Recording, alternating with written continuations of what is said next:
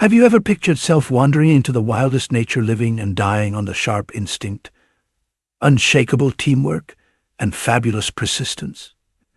One of the world's oldest tribes, the Hadza, holds a compelling story of persistence and continuity. How do they, with nothing but handmade bows and arrows, outsmart one of the most elusive and dangerous creatures, the wild boar? Cunning, swift, and persistent are these animals.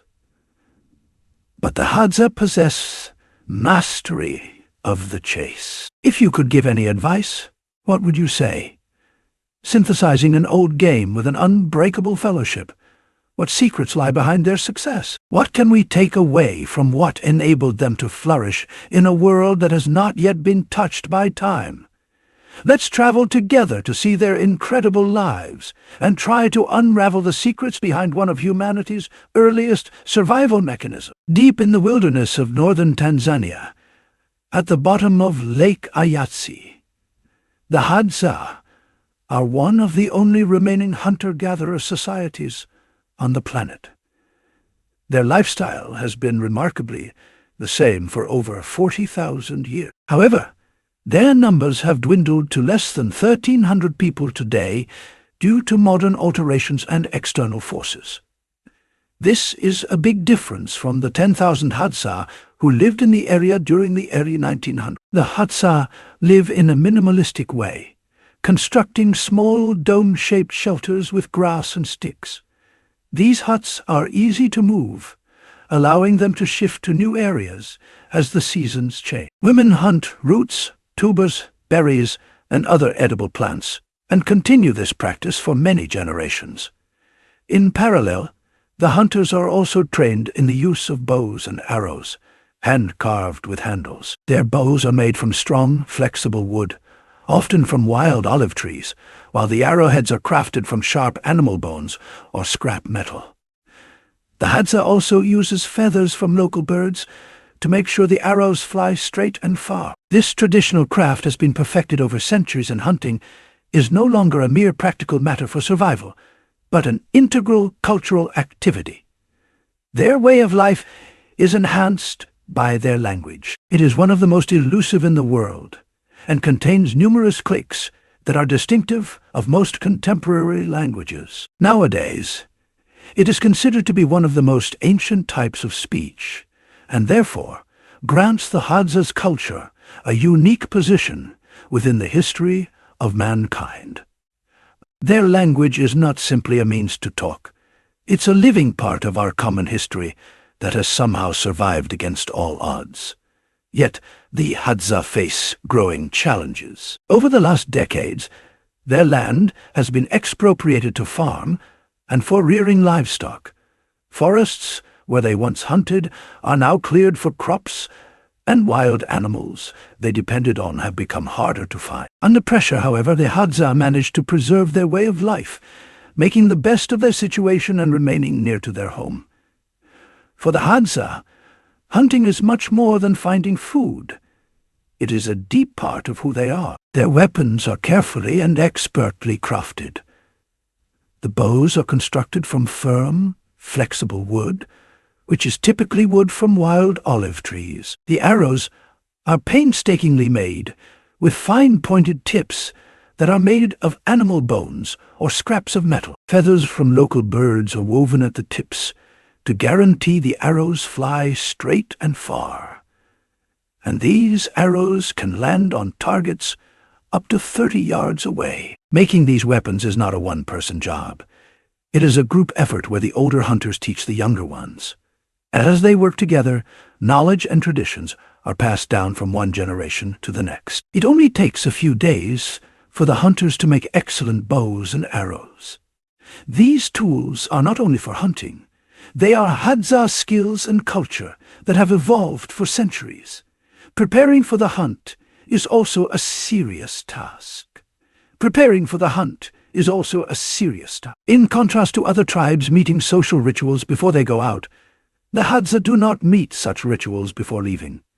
Instead, they focus on staying strong and alert.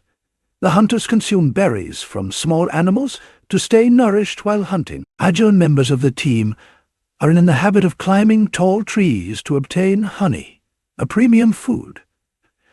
Honey gives them a quick boost of energy and is seen as a special gift from nature, making it a key part of their hunting preparation. The start of the hunt is, literally and figuratively, a test of physical and mental ability. The Hadza track their prey with sharp eyes and careful steps, reading signs in the dirt or grass that most people would miss. All actions are taken into account as their hunted prey are clever and cunning and tend to quickly disappear if they feel threatened. This connection between careful preparation, teamwork, and deep knowledge of their environment makes the Hadza's hunting methods both effective and deeply meaningful. A form of life that has endured the test of time, this demonstrates their capacity to live in true coexistence with the natural world. Across the open plains in and around Lake Eyasi in Tanzania, the Hadza hunters go on a wild boar hunt. The search begins when an experienced hunter sees new hoofprints in the ground. He squats down and carefully looks them over, guessing the boar's trajectory and range, 200 yards. Each advance is only so slow and careful because wild boars are intelligent and capable of vanishing as soon as they feel themselves hunted. The Hadza have used hunting dogs for many generations. Trained, and these dogs are now a significant element in the hunt. They follow the hunters, sniffing the ground for signs and spotting boars concealed in bushes or on the ground. Often the chase evolves into the high-stakes game of hide-and-seek played by the hunters and their dogs against the intelligent boars. When the hunters finally corner a boar, it becomes a tense showdown. The boar struggles desperately to miss, get away from the hunters who have to constantly rely on smart planning, team spirit, and speed to win the boar fight. It's a true test of skill, patience, and endurance. Water hunting is one of the peculiar adaptations of the Hadza, such that they stick to surfaces and can detect water during their pursuit of the game, even when not in evidence on the land. The dry savanna is unforgiving, but the Hadza have been trained to burrow into the earth in search of hidden water pockets.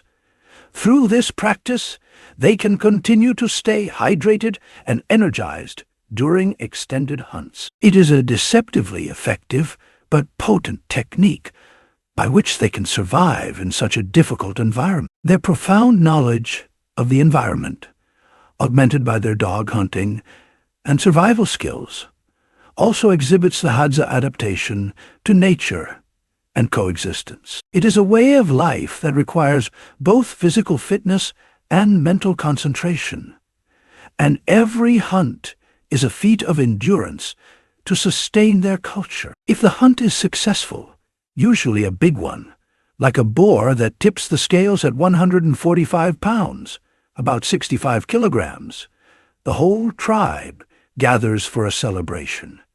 The hunters come back to the village with their kill in triumph.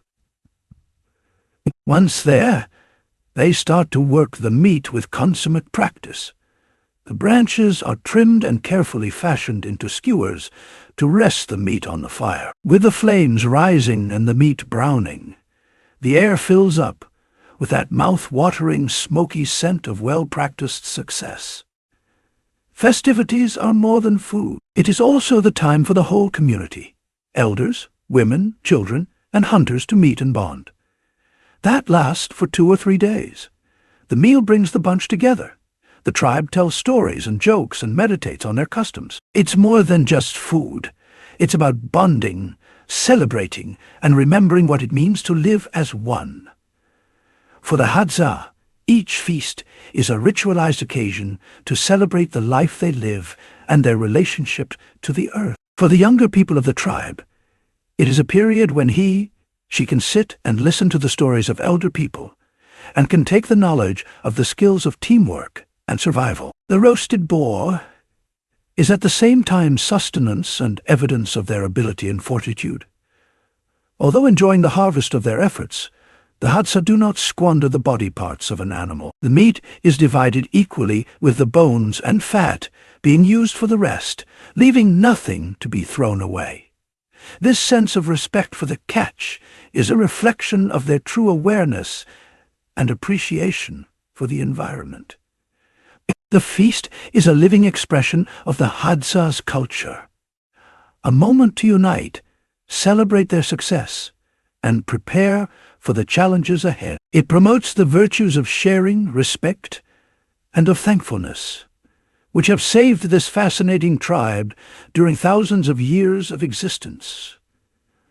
Although the Hadza have survived for millennia, their survival is now at risk. Ever since the 1960s, their ancestral territories have been decreasing dramatically. Farming activities have seen forests felled to support crop production, while herded cattle into areas once important to the Hadza for hunting and gathering. This creates a huge challenge for the Hadza to obtain the food that they need for survival.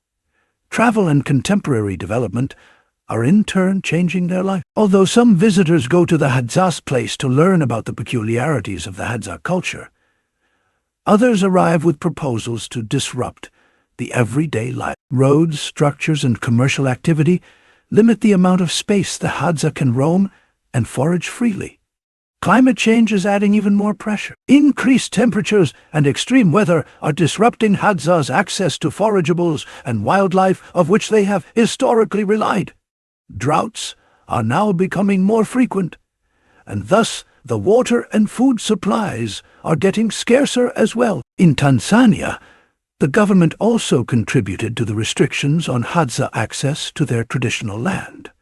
Conservation projects, while beneficial to protect wildlife, can sometimes impinge hunting and foraging activities considered tradition. Land that was previously open to Hadza people is now fenced off or otherwise reserved for other purposes, reducing their choice. Though they are challenged, the Hadza are still preserving their culture. They are able to be adaptive when they can, but their chances of survival depend on defending the land and remaining resources. Efforts by conservation organizations and community advocates are in progress to support the Hadza by attaining their land rights and providing training in sustainable livelihoods that suit their manner of life. The Hadza tribe is one of the last groups of hunter-gatherers in the world. They live in northern Tanzania, Nyasi. For thousands of years, the Hadza people have survived by hunting animals and gathering plants. They do not farm or raise animals. Instead, they rely on the land for food and shelter. Hunting is an important part of the Hadza way of life. The men in the tribe are skilled hunters. They use bows and arrows that they make themselves. Their arrows are sharp and strong, often tipped with poison made from local plants to ensure a quick kill. The men hunt many kinds of animals, including wild boars, birds, and antelope. The Hadza tribe's story is important. It reminds us of a time when humans lived closely with the earth. Their traditions are full of wisdom and respect for the natural world. By understanding their way of life, we can learn how to live more sustainably and protect the environment for future generations. In the heart of Africa, ancient hunting traditions still exist among certain tribes. These traditions have been passed down for thousands of years. One of the tribes that still hunt in the old ways is the Hadza, who live in Tanzania. They are one of the last hunter-gatherer groups in the world. Their way of life is simple, but deeply connected to nature. Hunting is an important part of the Hadza culture. The men hunt wild animals like boars, antelope, birds, and other wildlife. They use bows and arrows made by hand. Some arrows are tipped with poison made from local plants. This poison makes hunting faster and more effective. In the heart of Africa, ancient hunting traditions still exist among certain tribes. These traditions have been passed down for thousands of years. One of the tribes that still hunt in the old ways is the Hadza, who live in Tanzania. They are one of the last hunter-gatherer groups in the world. Their way of life is simple, but deeply connected to nature. Hunting is an important part of the fee. The men hunt wild animals like boars, antelope, birds, and other wildlife. They use bows and arrows made by hand. Some arrows are tipped with poison made from local plants. This poison makes hunting faster and more effective. The Hadzabe are experts at tracking animals. They can read the signs of the forest, like footprints, broken branches, and even animal droppings. They listen for sounds that tell them where animals are hiding. These skills are not learned in schools, but are taught by older members of the tribe. Young boys watch and learn from their fathers and uncles as they grow up. A hunting documentary about the Hadzabe also highlights their teamwork. Hunting is not just about one person's skill. It is a group effort. The hunters work together to track and catch animals. They also celebrate their success by sharing food with everyone in the tribe. This sense of community is an important part of their survival. The Hadzabe's survival skills are not just about living in the wild. They teach us how to live in harmony with nature, take only what we need, and respect the earth. A documentary about the is not just a survival story. It is a story about balance, wisdom, and the importance of preserving ancient traditions. The Hadzabe is one of the few hunter-gatherer cultures left in the world. They live in Tanzania, near Lake Eyasi. The Hadzabe inhabitants of this land have been following the same way of life for thousands of years. Alone through the same settlement system, they do not farm or raise animals. However, they live off animal hunting and wild plant foraging. Hunting is an important part of Hadzabe's life. Men from the tribe go into the forest with homemade bows and arrows. They are skilled hunters. They can monitor animals by watching footprints or listening to calls in the forest. The Hadzabe hunt many animals, including wild boars, birds, and sometimes rare African animals, like antelope. The animals for which the Hadzabe hunt are also used in entirety.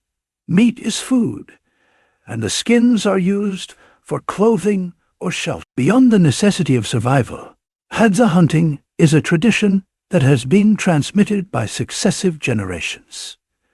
Boys are taught to hunt by the father and elder of the tribe. Gathering is another part of their daily life. Women and children forage for fruits, berries, roots, and honey in the wild. Honey is a common food in the diet of the Hadzabe, which sometimes has to be climbed to eat it. This balance between hunting and gathering helps the tribe survive in the harsh environment. There are visitors around the world who are fascinated by the Hadzabe. Others go there to get acquainted with their culture. Watching the Hadzabe hunt is an exciting experience. It shows how they live in harmony with nature. The Hadzabe do not hunt for fun or sport. They only take what they need to survive. Hadzabe hunting is also an opportunity to gain insights into their rich ecological knowledge. They understand which are edible plants, which animals are poisonous, and how to search for open water in a barren land. This knowledge has enabled them to survive for tens of thousands of years. But the Hadzabe way of life has now come under threat. Habitat is being lost to land development and agriculture. The animals they hunt are themselves endangered through poaching by members of other groups and habitat destruction. The Hadzabe are engaged in restituting their territory and their culture. What do you think? Do these challenges encourage you to consider the ways we may better secure nature alongside human communities? Now let's take the lessons learned from these battles and strive towards solutions that are good for people and the planet.